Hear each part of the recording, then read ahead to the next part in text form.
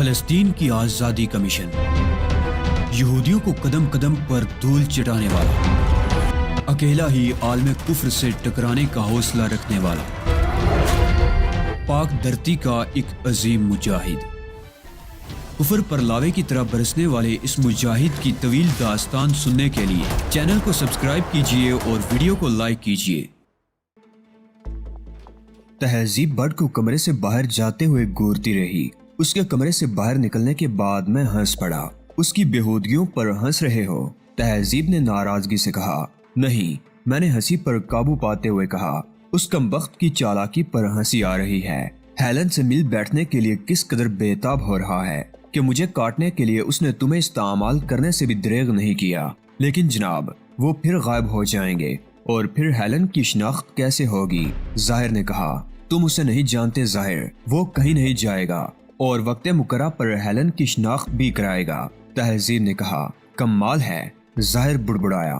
عجیب آدمی ہے، اپنی انہی خصوصیات کے باعث تو وہ اس قدر منہ چڑھ گیا ہے کہ جو منہ میں آتا ہے بک دیتا ہے۔ میں نے کہا، لیکن علی، تم نے ہیلن کے سلسلے میں میرا نام کیوں مسترد کر دیا؟ کیا اس کی کوئی خاص وجہ ہے؟ نہیں تہذیب، کوئی خاص وجہ تو نہیں ہے، بس میں نے محسوس کیا کہ یہ معاملہ بہت زیادہ احتیاط کا متقاضی ہے۔ ہیلن وہ واحد ذریعہ ہے جس کے سہارے ہم کچھ کر گزرنے کی امید کر سکتے ہیں، اس لیے میں نے اس معاملے کو اپنے ہاتھ میں لینا ہی بہتر تصور کیا۔ کیا تمہاری اس بات سے میں یہ نتیجہ اخذ کروں کہ میری صلاحیتوں پر تمہارا اعتماد کم ہو گیا ہے؟ یہ نتیجہ اخذ کرنا میرے ساتھ زیادتی ہے۔ صرف احتیاط کے پیش نظر میں نے ایسا کیا ہے۔ اگر اسے ذرا سا بھی شبہ ہو گیا کہ کوئی اس کے قریب آنے کی کوشش کر رہا ہے تو کھیل بگڑ جائے گا۔ اس کا ہرگز یہ مطلب نہیں کہ تم ظاہر یا بڑ یہ کام نہیں کر سکتے، لیکن ہر ایک کا طریقہ کار مختلف ہوتا ہے اور میں اپنا طریقہ آزمانا چاہتا ہوں۔ تہذیب نے مزید کوئی اعتراض نہیں کیا اور ہماری نشست برخاست ہو گئی۔ وہ بہت کڑا وقت تھا۔ امریکی حکومت کے کسی افسر تک پہنچ ہمارے لیے ایک مسئلہ بنی ہوئی تھی۔ ویسے تو یہ اتنا بڑا مسئلہ نہیں تھا، لیکن اس وقت میں جلد از جلد امریکہ سے نکل جانا چاہتا تھا اور مجھے معلوم تھا کہ ذرا سی بھی بے احتیاطی کا نتیجہ ہمارے لیے بے جا مشکلات کی صورت میں نکل سکتا ہے۔ اس لیے میں ہر ممکن احتیاط برت رہا تھا۔ فون پر کسی اعلیٰ افسر سے رابطہ قائم کرنے کی کوشش کے نتیجے میں CIA تک بات پہنچنا یقینی تھا۔ امریکی حکام یہی کرتے ہیں۔ جہاں ذرا بھی کوئی مشکوک بات نظر آئی اور انہوں نے CIA کو مطلع کیا۔ ہر سال اس ادارے پر خطیر رقم خرچ کرنے کا کوئی فائدہ تو ہونا چاہیے، پھر CIA کی تحقیقاتی رپورٹ آنے تک کوئی ہم سے ملنے کی زحمت نہ کرتا۔ اور یہ بات ازرمند شمس تھی کہ ہمارے خلاف تحقیقات کا کیا نتیجہ نکلتا۔ ہم میک اپ میں تھے، ہمارے پاس پاسپورٹ ضرور تھے، لیکن ان پر ہمارے نام کچھ اور درج تھے اور ظاہر ہے ہمارے حلیت تک تصویروں سے مطابقت نہیں رکھتے تھے۔ اگر بڑی اتفاقاً ہیلن نامی کسی لڑکی سے نہ ٹکرا گیا ہوتا تو ہمیں اپنے لیے راہ عمل تلاش کرنے میں معلوم نہیں کتنا وقت اور برباد کرنا پڑتا۔ لیکن ہیلن میئر نامی لڑکی کے بارے میں بھی فی الوقت یقین سے کچھ کہنا ممکن نہیں تھا۔ بڑ نے جو کچھ سنا تھا اس کے مطابق تو اس کا تعلق کسی ایسے ادارے سے تھا جو جوہری ہتھیاروں سے متعلق تھا۔ تاہم اس بات کا حتمی فیصلہ تو ہیلن سے ملاقات کے بعد ہی ہو سکتا تھا۔ ممکن تھا وہ ہمارے لیے بے حد کارآمد ثابت ہوتی اور اس بات کا امکان بھی تھا کہ وہ بالکل ہی بے مصرف ثابت ہوتی۔ میں اپنی سوچوں میں غلطاں پیچاں تھا کہ تہذیب کی آواز نے مجھے چونکا دیا۔ بہت گہری سوچ میں ہو علی، کیا ہیلن کے خیالوں میں کھوئے ہوئے ہو؟ تہذیب نے شرارت آمیز لہجے میں کہا۔ کیا کہا؟ میں نے چونک کر تہذیب کی طرف دیکھا، پھر فوراً ہی میری سمجھ میں آ گیا کہ اس نے کیا کہا ہے۔ ہاں تہذیب، میں واقعی ہیلن کے بارے میں ہی سوچ رہا تھا۔ اگر وہ ہمارے لیے کارآمد ثابت نہ ہو سکی تو کوئی اور تدبیر کر لیں گے۔ آخر دنیا ایک ہیلن پر ہی تو نہیں ختم ہو جاتی۔ ہماری دنیا تو ایک تہذیب مالکم ایکس پر ختم ہو جاتی ہے۔ نہ اس سے آگے کچھ ہے اور نہ پہلے۔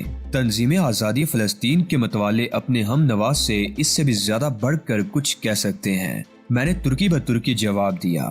تہذیب ہنس پڑی۔ کاش میں فلسطین کی آزادی کے لیے کوئی بڑا کام کر سکتی علی، بس یہی ایک حسرت ہے۔ ایک تنظیم جو علی گروپ کے نام سے بنائی ہے، اس سے دل نہیں بھرا تو ایک یارخان گروپ بنا لو۔ میں نے مزاحیہ انداز میں کہا۔ مذاق مت کرو علی، میں سنجیدگی سے کہہ رہی ہوں۔ بعض اوقات اپنی بے بذاتی پر دل کڑنے لگتا ہے۔ یہ مذاق نہیں ہے تہذیب، تم نے آزادی فلسطین کے لیے بہت قربانیاں دی ہیں، اور کچھ نہیں تو اولیو ہاورڈ کی قید میں تو تم رہی اور جذبے میرے مہمیز ہوتے رہے۔ اس وقت ہم جس مشن پر ہیں وہ بھی تمہارا ہی رہین منت ہے۔ معلوم نہیں کیوں یوں محسوس ہوتا ہے جیسے تمہارے ساتھ رہ کر میری صلاحیتیں متاثر ہو جاتی ہیں۔ تم بلا وجہ سوچتی رہتی ہو، اور زیادہ سوچ بچار کرنے سے ایسے ہی اوٹ پٹانگ خیالات ذہن کو پریشان کرتے ہیں۔ میں نے تہذیب کو تسلی دی اور وہ چپ ہو گئی۔ اس رات طے شدہ پروگرام کے مطابق ہم سب ڈائننگ ہال میں موجود تھے۔ ہم سب الگ الگ میزوں پر تھے۔ میں نے جو میز منتخب کی تھی وہ داخلی دروازے کے قریب تھی، اور میرا رخ بھی دروازے کی طرف تھا تاکہ ہیلن کو ہال میں داخل ہوتے دیکھ سکوں۔ بڑ مجھ سے ذرا فاصلے پر تھا اور طے یہ ہوا تھا کہ ہیلن کے دروازے میں نمودار ہوتے ہی بڑ انگڑائی لے گا، جو اس بات کا اشارہ ہوگا کہ ہال میں آنے والی ہیلن ہے۔ احتیاطاً ہم لوگ 7:30 بجے ہی ڈائننگ ہال میں آ گئے تھے۔ مجھے یہاں بیٹھے ہوئے آدھا گھنٹہ گزر گیا تھا، اور اس آدھے گھنٹے کے دوران میری نگاہ درجنوں بار داخلی دروازے اور بڑ کی طرف اٹھ چکی تھی، لیکن ہال میں آنے والی کئی لڑکیوں میں سے کوئی بھی ہیلن نہیں تھی، ورنہ بڑ انگڑائی لے کر ضرور اس کی نشاندہی کر دیتا۔ وقت گزرتا رہا اور لوگ ہال میں آتے جاتے رہے۔ 8:30 بجے میں سوچنے لگا کہ کیا ضروری ہے کہ ہیلن آج بھی یہاں آئے۔ اس کے یہاں آنے کے امکانات ضرور تھے، لیکن اس کا یہاں آنا لازمی نہیں تھا۔ گویا ہمیں روزانہ اسی طرح اس کا انتظار کرنا پڑے گا، اور جتنے دن وہ نہیں آتی اتنے دن تک ہمارا وقت برباد ہوتا رہے گا۔ میں اس بات پر غور کر رہا تھا کہ ہال کے دروازے میں ہلکے آسمانی رنگ کے اسکرٹ میں ملبوس ایک لڑکی نمودار ہوئی۔ میری نگاہ بے اختیار بڑ کی طرف اٹھی جو انگڑائی لے رہا تھا۔ یہ اس بات کا اشارہ تھا کہ نیلے اسکرٹ والی لڑکی ہیلن ہے۔ وہ اکیلی تھی، اور یہ ایک خوشگوار بات تھی۔ اگر اس کے ساتھ کوئی اور ہوتا تو میرے کام میں دشواریاں بھی پیدا ہو سکتی تھی۔ ہیلن نے دروازے پر رک کر ہال کی میزوں پر ایک طائرانہ نگاہ ڈالی، اور پھر خرامہ خرامہ چلتی ہوئی میرے برابر والی میز کی طرف آئی جو خالی پڑی ہوئی تھی۔ میری تمام تر توجہ کا مرکز ہیلن ہی تھی، لیکن میں براہ راست اس کی طرف نہیں دیکھ رہا تھا۔ ہیلن نے میرے برابر والی میز کی ایک کرسی کھسکائی اور اس پر بیٹھ گئی۔ اپنے ہاتھ میں موجود وینٹی بیگ اس نے دوسری کرسی پر رکھ دیا تھا۔ تھوڑی دیر بعد میں نے اس سے بیرے کو آرڈر نوٹ کراتے دیکھا۔ میرا ذہن بہت تیزی سے کام کر رہا تھا۔ اس سے متعارف ہونے کا ایک محفوظ طریقہ ذہن میں آ گیا تھا، ایسا محفوظ طریقہ کہ اسے مجھ پر ذرا بھی شبہ نہ ہو پاتا کہ میں دیدہ و دانستہ اس کی طرف بڑھا ہوں۔ میں نے اپنے ذہن میں جزئیات طے کی اور کرسی سے اٹھ کھڑا ہوا۔ بڈ اور ظاہر کو میں نے پہلے ہی غیر محسوس طریقے پر ہال سے باہر چلنے کا اشارہ کر دیا تھا۔ ڈائننگ ہال سے نکل کر میں سیدھا اپنے کمرے کی طرف گیا۔ ذرا ہی دیر بعد بڈ اور ظاہر بھی کمرے میں آ گئے۔ کیا پسند نہیں آئی چیف؟ بڈ نے بے حد خوش ہو کر کہا۔ شاید اسی لیے تم وہاں سے اٹھ آئے ہو۔ وقت کم ہے، اس لیے جلدی جلدی سنو اور تیزی سے عمل کرو، میں نے کہا۔ بڈ، تم نے دیکھا ہوگا کہ اس نے اپنا وینٹی بیگ برابر والی کرسی پر رکھا ہے۔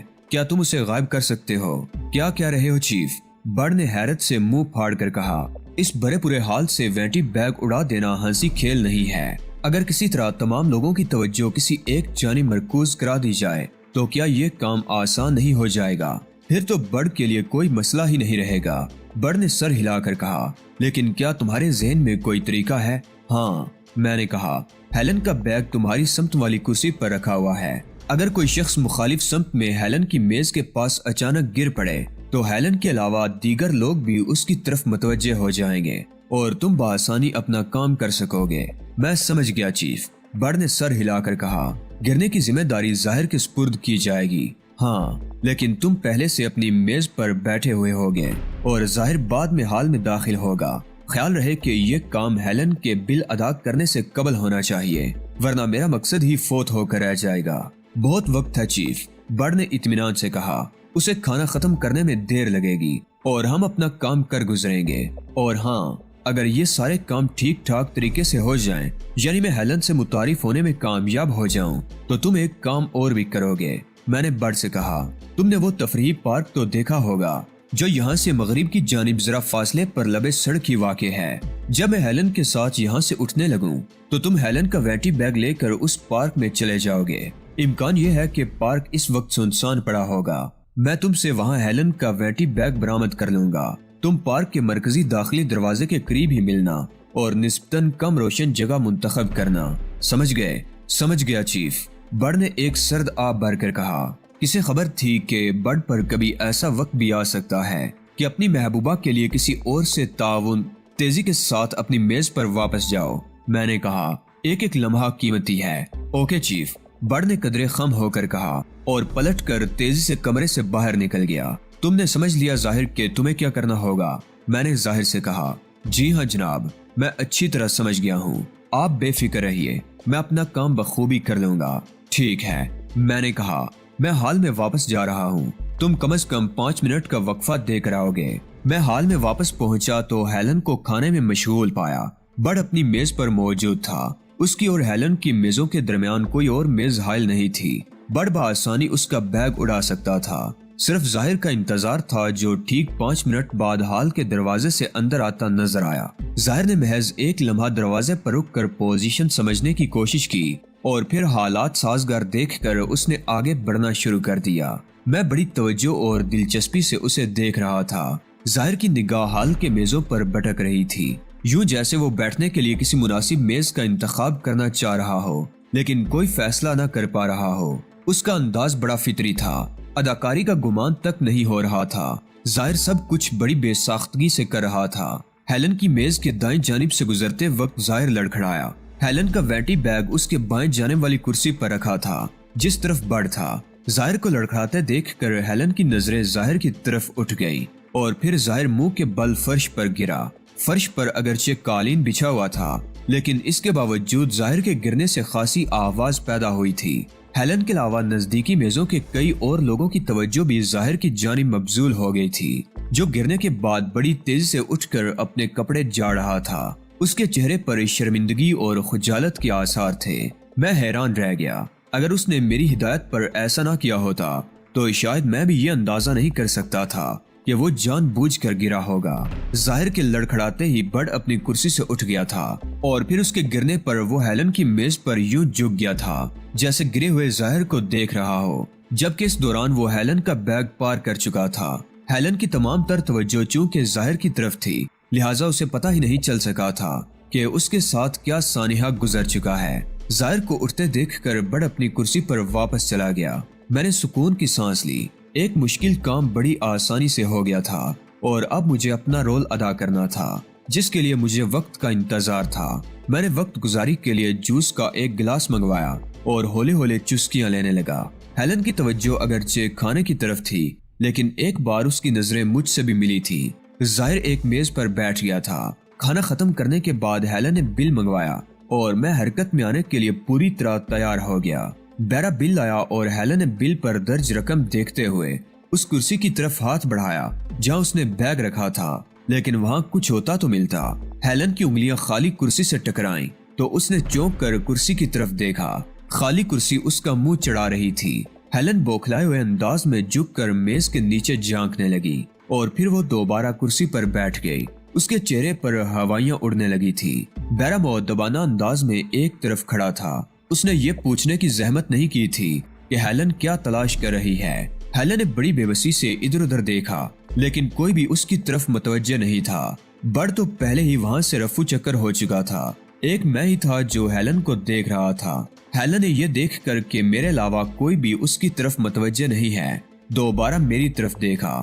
اس کی آنکھوں میں التجا تھی، فریاد تھی کہ دیکھو میں مشکل میں پھنس گئی ہوں، میری مدد کرو۔ وہ چند لمحے متواتر میری طرف دیکھتی رہی تو میں اپنی کرسی سے اٹھا اور اس کی طرف بڑھا۔ اٹھتے وقت میں جوس کا گلاس اٹھانا نہیں بولا تھا جس میں سے ابھی میں نے صرف آدھا جوس ہی پیا تھا۔ کیا بات ہے خاتون، آپ کچھ پریشان نظر آ رہی ہیں، میں نے اس کے نزدیک پہنچ کر بڑی شائستگی سے کہا۔ ہیلن نے پلٹ کر ویٹر کو اشارہ کیا کہ وہ ٹھہر کر آئے اور جب ویٹر مؤدبانہ انداز میں سر خم کر کے چلا گیا تو اس نے مجھ سے کہا، میں نے اپنا بیگ اس کرسی پر رکھا تھا، اب وہ غائب ہے، سمجھ میں نہیں آتا کہ میں کیا کروں۔ او تو یہ بات ہے، میں نے میز پر رکھے ہوئے بل کی طرف دیکھتے ہوئے کہا۔ کوئی بات نہیں خاتون، میں سمجھتا ہوں کہ آپ جیسی معزز لڑکی کے لیے یہ بہت بڑا حادثہ ہے، لیکن فکر مند ہونے کی ضرورت نہیں۔ میں تمہیں کچھ رقم بطور قرض دے سکتا ہوں۔ میں اسی ہوٹل میں مقیم ہوں، ایک آدھ روز میں تم یہ رقم مجھے لوٹا دینا۔ مسئلہ صرف اتنا سا نہیں ہے، اس نے مضطربانہ انداز میں کہا۔ پھر چونک کر بولی، او آپ کھڑے کیوں ہیں، بیٹھ جائیے نا، پھر میں آپ کو تفصیل سے بتاتی ہوں۔ شکریہ۔ میں نے کہا اور اس کے مقابل والی کرسی کھینچ کر بیٹھ گیا۔ بات دراصل یہ ہے کہ میرے بیگ میں رقم کے علاوہ کچھ ایسے اہم کاغذات بھی ہیں جن کی گمشدگی میرے لیے بہت سے مسائل کھڑے کر سکتی ہے۔ سب سے زیادہ فکر مجھے ان کاغذات کی ہے۔ یہ تو بڑی تشویشناک بات ہے، میں نے کہا، لیکن سوال یہ ہے کہ اس سلسلے میں کیا کیا جا سکتا ہے؟ تم ہی کچھ بتاؤ، میں تو یہاں کسی کو جانتی تک نہیں ہوں۔ تم پہلے آدمی ہو جس سے اتنی گفتگو بھی ہو گئی۔ ٹھہرو، مجھے سوچنے دو۔ میں نے ذہن پر زور دینے کی اداکاری کی، پھر چونک کر بولا، ایک بات ذہن میں آئی ہے، شاید اس پر عمل کر کے تمہارا بیگ واپس مل جائے، لیکن اس کے لیے ہمیں کچھ دور چلنا پڑے گا۔ کہاں؟ وہ نروس نظر آنے لگی۔ گھبراؤ مت، میرا خیال ہے یہ حرکت کسی اٹھائے گرے کی ہے، ورنہ اس ہوٹل میں نچلے درجے کے لوگوں کا گزر کہاں ہوتا ہے؟ ممکن ہے کوئی اچکا ادھر آ نکلا ہو۔ تمہیں بھی علم ہوگا کہ ایسے لوگ کوئی واردات کرنے کے بعد کسی سنسان جگہ کا رخ کرتے ہیں۔ یہاں نزدیک ہی ایک پارک ہے، ممکن ہے جس اچکے نے تمہارا بیگ اڑایا ہے وہ وہاں ہی مل جائے۔ اتنی دیر ہو گئی، اب وہ ہمیں کہاں مل سکے گا؟ ہیلن نے مایوسی سے کہا۔ ایک مہم امید پر کہہ رہا ہوں، ورنہ امکان تو واقعی نہیں ہے۔ البتہ یہ ممکن ہے کہ وہ چکا تمہارے بیگ میں سے رقم نکال کر بیگ وہیں پھینک گیا ہو۔ کاغذات اس کے کسی کام کے تو ہوں گے نہیں۔ اوہ پلیز، ہیلن نے مستریبانہ انداز میں کہا، اگر تم وہاں تک میرے ساتھ چل سکو تو میں تمہاری بڑی مشکور ہوں گی۔ میں تو پہلے ہی کہہ رہا تھا، میں نے بل کی رقم پلیٹ میں ڈالتے ہوئے کہا، آؤ چلیں۔ میں ہیلن کے ساتھ ہوٹل سے باہر نکل آیا۔ رات کے 9:15 بجے تھے اور واشنگٹن کی سڑکوں پر رونق تھی۔ ٹریفک کے علاوہ پیدل چلنے والوں کی بھی کمی نہیں تھی۔ موسم قدرے خنک تھا، اس لیے توقع یہی تھی کہ پارک اس وقت سنسان ہی ہوگا۔ ہیلن غیر معمولی تیز رفتاری کا مظاہرہ کر رہی تھی۔ ہم جلد ہی پارک تک پہنچ گئے اور ایک ساتھ پارک میں داخل ہو گئے۔ ہیلن نے ادھر ادھر دیکھا اور بولی، یہاں تو کوئی بھی نظر نہیں آ رہا۔ وہ دیکھو اس طرف۔ میں نے ایک نیم تاریک گوشے کی طرف اشارہ کیا۔ وہاں کوئی ہے، آؤ دیکھتے ہیں۔ ہیلن میرے ساتھ اس طرف بڑھی۔ میں نے دور سے ہی پہچان لیا تھا، وہ برڈ تھا جو یقیناً ہیلن کے بیگ پر جھکا ہوا تھا۔ ہمیں اپنی طرف بڑھتے دیکھ کر وہ چونک کر کھڑا ہو گیا اور پھر مخالف سمت میں چل دیا۔ اے مسٹر، میں نے ہانگ لگائی، ذرا بات سنو، لیکن برڈ نے رکنے کے بجائے اپنی رفتار بڑھا دی۔ میں نے بھی اپنی رفتار میں اضافہ کر دیا۔ ہیلن میرا ساتھ دینے کی کوشش کر رہی تھی مگر وہ پیچھے رہ گئی تھی۔ اس اثناء میں برڈ نے دوڑنا شروع کر دیا اور میں نے بھی اس کے پیچھے دوڑ لگا دی۔ برڈ نے بیگ پھینک دیا اور میں اس کا مزید پیچھا کرنے کے بجائے رک کر ہیلن کا بیگ اٹھانے لگا۔ بیگ اٹھا کر میں واپس پلٹا۔ ہیلن تیزی سے میری طرف آ رہی تھی۔ دیکھو، کیا یہ تمہارا ہی بیگ ہے؟ میں نے بیگ ہیلن کی طرف بڑھاتے ہوئے کہا اور اس نے بیگ میرے ہاتھ سے جپٹ لیا۔